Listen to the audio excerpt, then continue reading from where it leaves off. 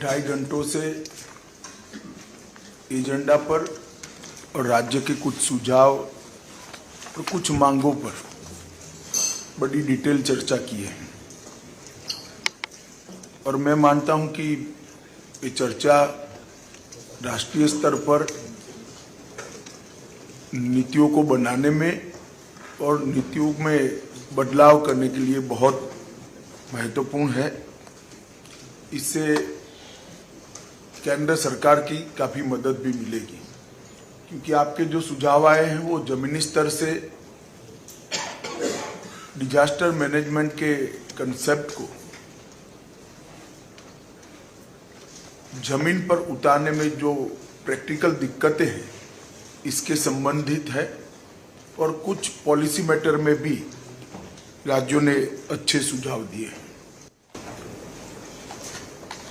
समय कम है इसलिए काफी लोगों को रोकना पड़ा है, मगर आपने ऑन रिकॉर्ड जो आपका स्टेटमेंट यहाँ पर रखा है उसको मेरा विभाग बिंदुवार इसका अध्ययन कर राज्यों को रिस्पॉन्स भी देगा और इस पर आने वाले समय में क्या क्या कार्यवाही हो सकती है इस पर हम चिंता करेंगे।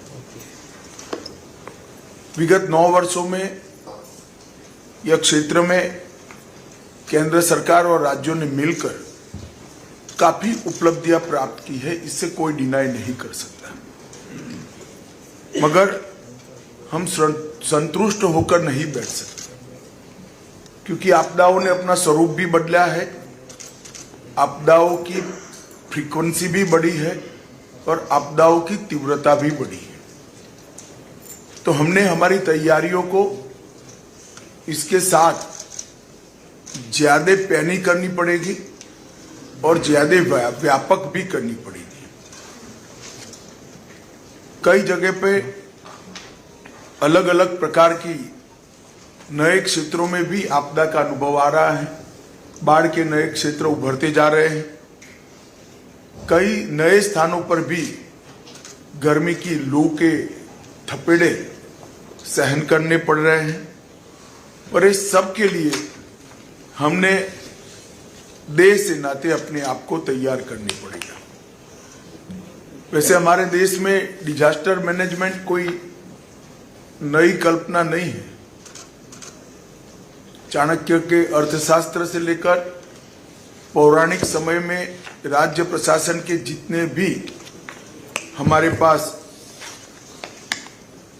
दस्तावेज उपलब्ध है, हर जगह पर समय समय पर आपदा प्रबंधन की बात की है, परंतु हमारे देश में लगभग 2004 के बाद आपदा प्रबंधन पर राष्ट्रीय स्तर पर व्यापक विचार विमर्श के बाद केंद्र और राज्य स्तर पर इस पर एक सामूहिक जवाबदेही और सामूहिक रिस्पॉन्स इसको तय भी किया गया और मैं मानता हूं बहुत अच्छे से 2000 की साल से लेकर 2023 तक की यात्रा को हमने किया है। कोविड के समय प्रधानमंत्री जी के नेतृत्व में राज्य के सभी मुख्यमंत्रियों ने साथ में रहकर सदी की सबसे भीषण महामारी का बहुत सफल सामना हम कर पाए हैं। उस कठिन समय में हर मोर्चे पर केंद्र और राज्य और जनता तीनों ने मिलकर एक लड़ाई कैसे लड़ी जा सकती है इसका उत्कृष्ट उदाहरण विश्व के सामने रखा है। 220 करोड़ से ज्यादा टीका लगाना, करोड़ों गरीबों के भूख को ध्यान में रखते हुए उनके खाने पीने की व्यवस्था करना, लाखों की संख्या में मजदूरों को अपने गृह राज्य में वापस पहुंचाना और डीबीटी के माध्यम से कोई घर में चिंता न रहे, इस प्रकार की व्यवस्था हम कर पाए हैं, हम सब के लिए संतुष्टि का विषय है। जैसे मेरी ओपनिंग रिमार्क्स में मैंने बताया था, कुछ साल पहले हमारा दृष्टिकोण आपदा को लेकर राहत केंद्र और रिएक्शनरी था। हम केवल रिलीफ और रिहेबिलिटेशन की ही चिंता करते थे। विगत 9 साल के अंदर early warning system, prevention, mitigation और पूर्व तैयारी आधारित आपदा प्रबंधन के नए अध्याय हम सब ने सामूहिक रूप से, सामूहिक मेहनत और सामूहिक लगन से इसको जमीन पर उतारा है। आपदा मित्र योजना, कई सारे आपके सुझाव मिले हैं, मगर ये अपेक्षा भी ठीक नहीं कि सारा कुछ केंद्र ही कर देगा।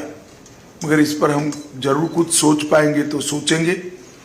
परंतु 350 बहु जोखिम आपदा संभवित जिलों में लगभग 1 लाख युवा वॉलेंटियर को तैयार करने का हमने जो लक्ष्य रखा है, इससे कई सारे आपदाओं की घटनाओं में हमें बहुत अच्छे नतीजे मिल रहे हैं।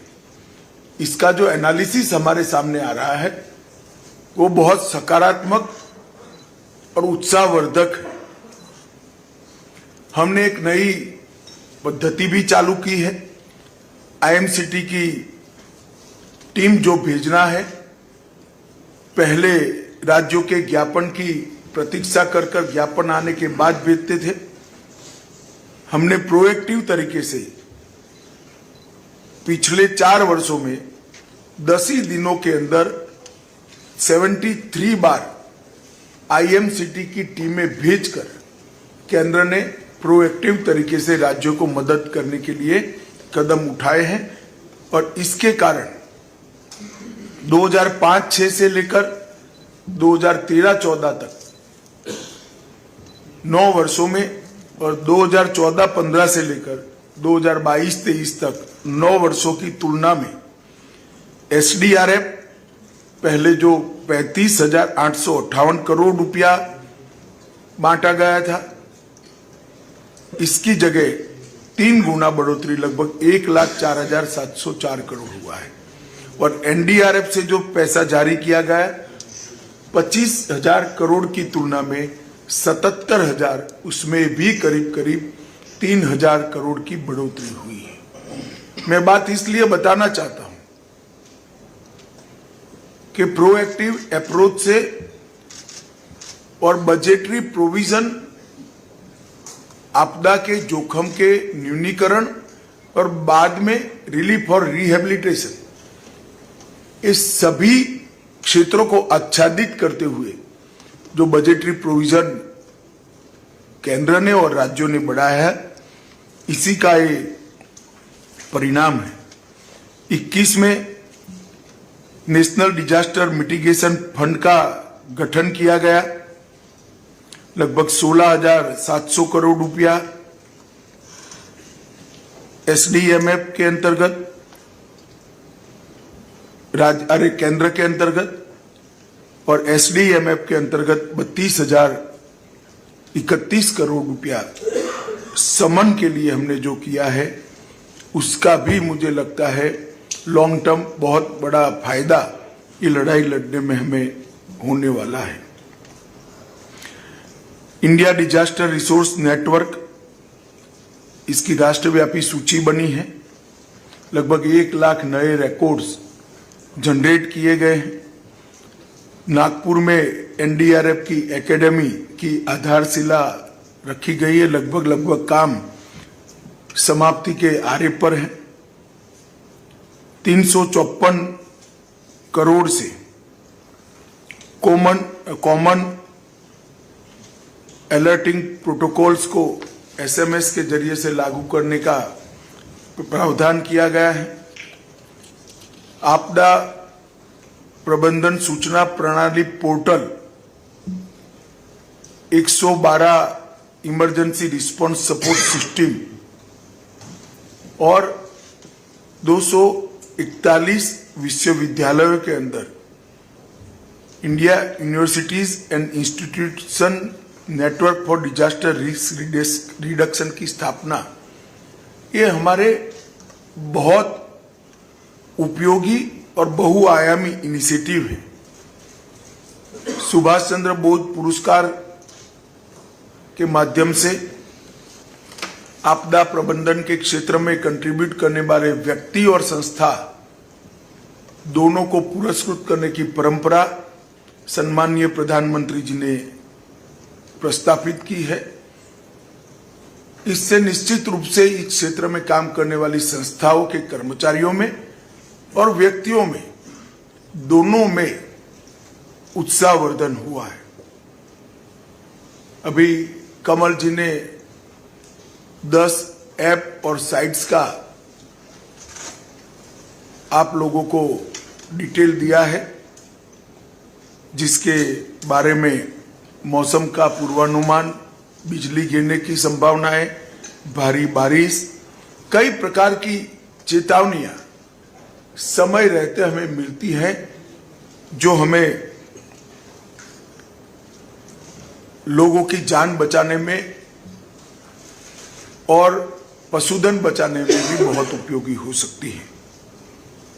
अलग अलग 32 गाइडलाइंस बनाकर यहां से आपके पास भेजा गया है। देश में बाढ़ से बचने के लिए इसरो द्वारा नॉर्थ ईस्ट में लगभग 271 वेटलैंड की पहचान की गई है। आईएमडी द्वारा वर्षा की संभावना और इसके आधार पर होने वाले बाढ़ की सूचना पहले 3 दिन पहले भेजी जाती थी, अब 5 दिन पहले भेजी जाती है, जिससे बचाव के लिए काफी समय मिले। और इस साल ही बाढ़ के पर चर्चा करने के लिए जो मीटिंग हुई, इसमें मैंने निर्देश दिए हैं कि इसको 7 दिन पहले पहुंचने के लिए अगले साल तक हम कदम उठाएंगे। पर्यावरण मंत्रालय द्वारा 13 प्रमुख नदियां जहां से बाढ़ निर्मित होती है, उसके किनारे पौधे लगाकर बाढ़ को नियंत्रित करने का प्रयास किया गया है। मैं आप सभी का ध्यान जरूर आकृष्ट करना चाहूंगा कि देश के जिन जिन राज्यों में न्यूक्लियर पावर स्टेशन बन रहे हैं, वहां एनडीएमए द्वारा 7 न्यूक्लियर पावर प्लांट साइट का दौरा किया गया है और किसी भी आपात स्थिति में लोगों को बचाव हेतु एक स्ट्रिक्ट प्रोटोकॉल राज्यों को भेजे गए हैं। मेरे सभी मंत्रीगणों से करबद्ध निवेदन है कि आप इसको अपनी प्रायोरिटी बनाएं और न्यूक्लियर पावर प्लांट एक्टिव होने के पहले ही, उससे बीज उत्पादन शुरू होने के पहले ही हमारे यहाँ डिजास्टर को लेकर जितनी भी व्यवस्थाएं करनी है वो हम सब कर ले। ये हम सब के लिए बहुत जरूरी है। गर्म मौसम की स्थिति के लिए लगभग 23 राज्यों में कार्यशाला आयोजित की गई है। इसके बहुत अच्छे नतीजे हमें मिले हैं।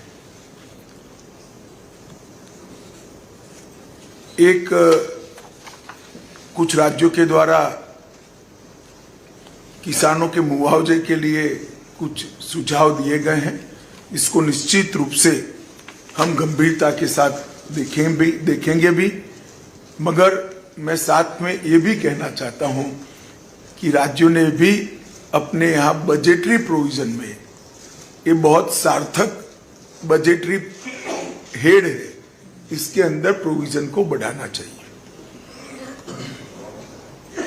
मॉडल फायर बिल जो यहां से भेजा है, केवल 7 ही राज्यों ने इसको एडॉप्ट किया है। मैं आज शाम को ही आप सभी को पत्र लिखने वाला हूं। जहां बाकी है, मेरा सभी से निवेदन है कि मॉडल फायर बिल को हम लोग एडॉप्ट करें और राज्यों में एक समान कानून लाने के लिए है हम प्रयासरत रहे। लगभग सामान्य चेतावनी प्रोटोकॉल के लिए जितनी भी चीजें तय की गई थी ये सभी पूर्ण है। तटीय सायरन के साथ पीओसी प्रगति पर है, बाकी सारे काम पूर्ण किए गए हैं। आपदा प्रबंधन योजनाएं जो करनी होती है, मुझे आनंद है सभी ने इसके लिए अच्छा काम किया है और जिला आपदा प्रबंधन योजनाओं को भी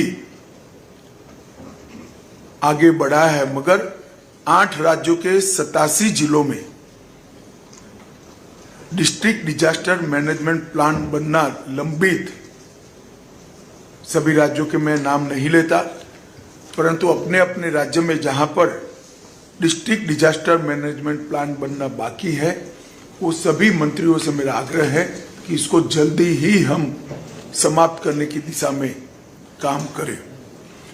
थंडरस्टॉर्म एंड लाइटनिंग के लिए राज्य स्तरीय कार्य योजना यहां से प्रेषित की गई है।